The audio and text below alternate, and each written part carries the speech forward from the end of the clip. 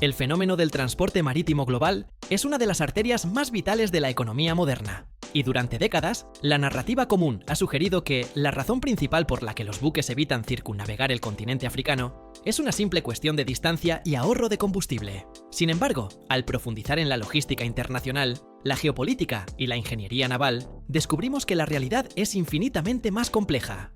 La distancia es apenas el primer velo de una estructura de decisiones basada en costos operativos invisibles, seguridad regional y la evolución tecnológica de los megabuques que definen el comercio en el siglo XXI. Dale like, suscríbete y comparte. Comencemos. Desde que se inauguró el Canal de Suez en 1869, el mapa del comercio mundial cambió drásticamente.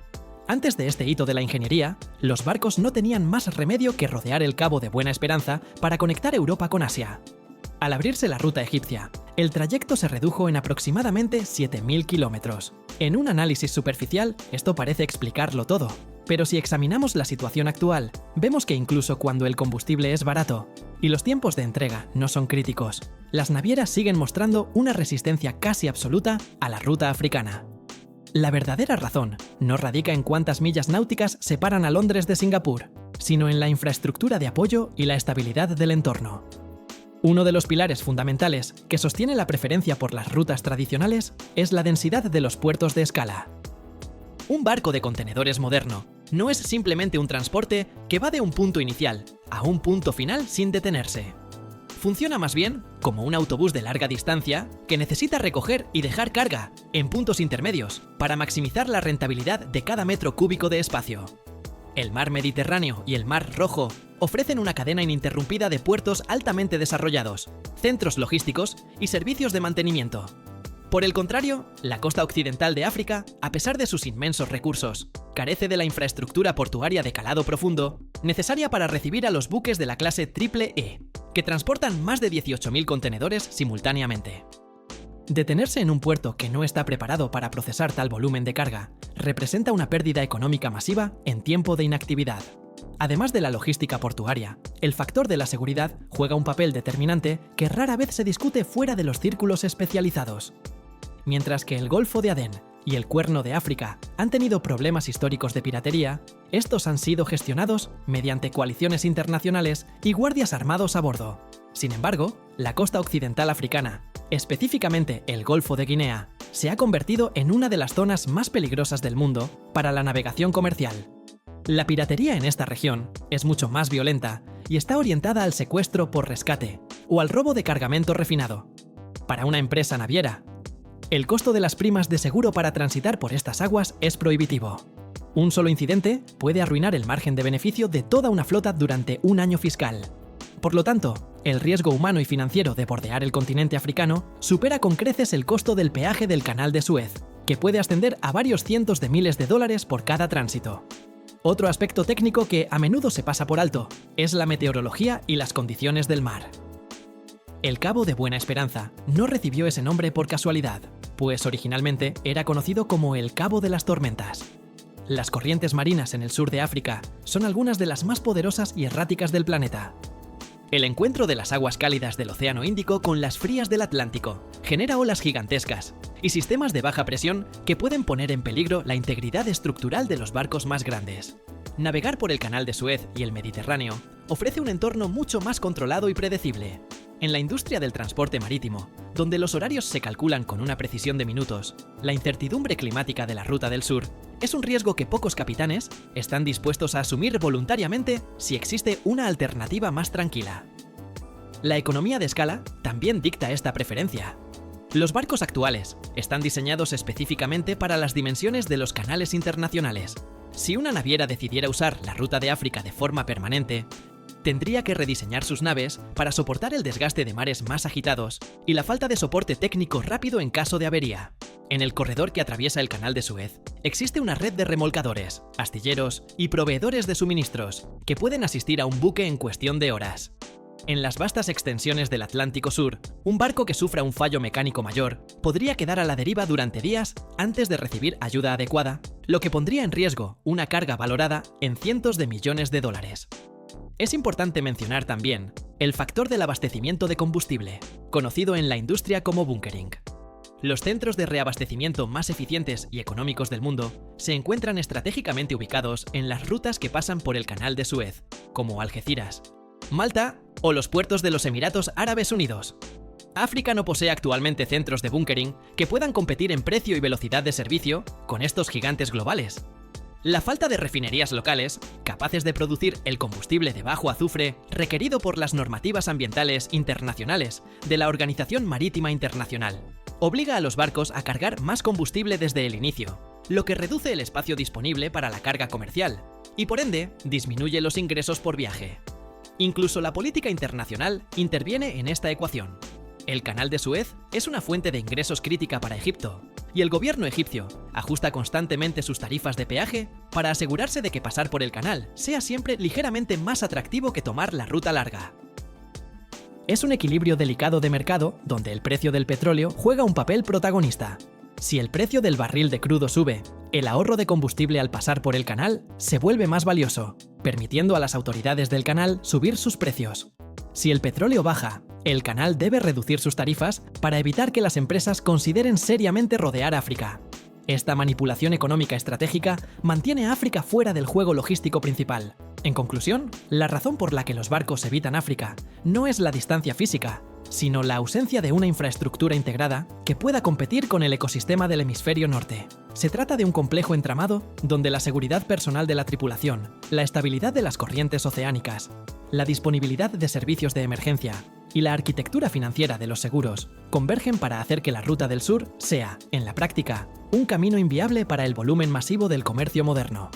Mientras África no desarrolle puertos de escala competitivos y garantice la seguridad total en sus costas, el mundo seguirá prefiriendo los estrechos y canales creados por el hombre, demostrando que en el comercio global, la seguridad y la eficiencia valen mucho más que el ahorro de unos pocos días de navegación. Dale like, suscríbete y comparte. Este análisis detallado nos permite comprender que el transporte marítimo no se rige únicamente por la geometría de una línea recta sobre el mapa, sino por una red invisible de factores que hacen que la Ruta del Sur sea una opción de último recurso. Al profundizar en el complejo entramado donde la seguridad personal de la tripulación, la estabilidad de las corrientes oceánicas, la disponibilidad de servicios de emergencia y la arquitectura financiera de los seguros convergen, descubrimos que la ruta africana es en la práctica un camino inviable para el volumen masivo del comercio moderno. Para entender la magnitud de esta inviabilidad, debemos analizar primero la psicología del riesgo en las juntas directivas de las grandes corporaciones navieras. Cuando un buque de carga de última generación, valorado en más de 200 millones de dólares y cargado con mercancías que pueden superar los 1.000 millones, se dispone a cruzar un océano, la prioridad absoluta no es la velocidad, sino la previsibilidad. El Canal de Suez ofrece un entorno controlado donde cada movimiento está regulado por prácticos expertos y sistemas de vigilancia constante. Rodear el continente africano, por el contrario, implica internarse en una de las zonas de mayor incertidumbre geopolítica del globo. La seguridad de la tripulación es el factor humano que a menudo se ignora en las estadísticas económicas, pero que tiene un peso moral y legal incalculable. En la costa occidental de África, los marineros se enfrentan a redes criminales organizadas que poseen tácticas militares avanzadas. A diferencia de los incidentes históricos en otras regiones, los ataques en el Golfo de Guinea suelen implicar una violencia extrema y el secuestro prolongado de trabajadores en condiciones infrahumanas. Las empresas no solo temen la pérdida de la carga, sino el impacto psicológico en sus empleados y las demandas legales masivas que surgirían de enviar a civiles a una zona de conflicto activo sin las protecciones adecuadas. Por ello, el costo de contratar escoltas privados y mercenarios para proteger a un solo barco durante las 3 semanas adicionales de viaje por África neutraliza cualquier ahorro potencial que se pudiera obtener por no pagar los peajes del canal egipcio. Desde un punto de vista puramente técnico y oceanográfico, las corrientes oceánicas que rodean el sur del continente son un adversario formidable. La corriente de las agujas, que fluye hacia el sur a lo largo de la costa este de África, es una de las más rápidas y potentes del mundo. Cuando esta corriente choca con los vientos del oeste y las tormentas procedentes de la Antártida, crea las temidas olas vagabundas. Paredes de agua que pueden alcanzar los 30 metros de altura. Un barco cargado con miles de contenedores, apilados a gran altura, tiene un centro de gravedad delicado. Enfrentarse a estas condiciones no es solo una cuestión de incomodidad para la tripulación, sino un riesgo real de pérdida de carga por la borda, o, en el peor de los casos, de una fractura estructural del casco debido al estrés del metal. La arquitectura financiera de los seguros es quizá el obstáculo más silencioso y poderoso. Las aseguradoras de Londres y otros centros financieros globales clasifican las aguas del mundo según su nivel de riesgo. Transitar por zonas de exclusión o de alto peligro requiere el pago de primas adicionales que se calculan por día de exposición. Al triplicar el tiempo de navegación en zonas consideradas inseguras, una naviera podría terminar pagando más en seguros de lo que costaría el combustible de todo el trayecto. Además, la falta de servicios de emergencia, como diques secos capaces de reparar grandes buques o remolcadores de alta mar en la costa africana subsahariana, eleva la prima de riesgo. Si un barco sufre una avería crítica cerca del Cabo de Buena Esperanza, el costo de enviar asistencia desde Europa o Asia es astronómico, lo que hace que los actuarios de las aseguradoras penalicen severamente cualquier ruta que se aleje de las infraestructuras de rescate establecidas. Asimismo, el concepto de puerto de escala debe ser reevaluado bajo la óptica de la eficiencia del siglo XXI. La mayoría de los puertos en las costas africanas fueron diseñados para la exportación de materias primas, y no para el complejo intercambio de contenedores que requiere el comercio de manufacturas. Un megabuque moderno necesita grúas pórtico de dimensiones gigantescas y sistemas informáticos de gestión de inventarios que funcionen en tiempo real. La ausencia de estos centros tecnológicos en la mayoría del litoral africano significa que un barco que rodea el continente está esencialmente navegando a través de un desierto logístico. No puede dejar excedentes, no puede recoger nuevas órdenes de compra y no puede realizar el transbordo de mercancías hacia barcos más pequeños que sirven a mercados locales. Es un viaje de vacío productivo que contradice la naturaleza misma del capitalismo marítimo. Mientras África no desarrolle puertos de escala competitivos que funcionen como zonas francas con estabilidad jurídica y tecnológica y garantice la seguridad total en sus costas mediante patrullas marítimas efectivas y cooperación internacional, el mundo seguirá prefiriendo los estrechos y canales creados por el hombre. La construcción de un puerto de aguas profundas es una inversión de décadas que requiere miles de millones de dólares y una estabilidad política que muchos países de la región aún están luchando por consolidar. Sin estos nodos de conexión, África sigue siendo una barrera geográfica en lugar de un socio logístico. Dale like, suscríbete y comparte. Hasta la próxima.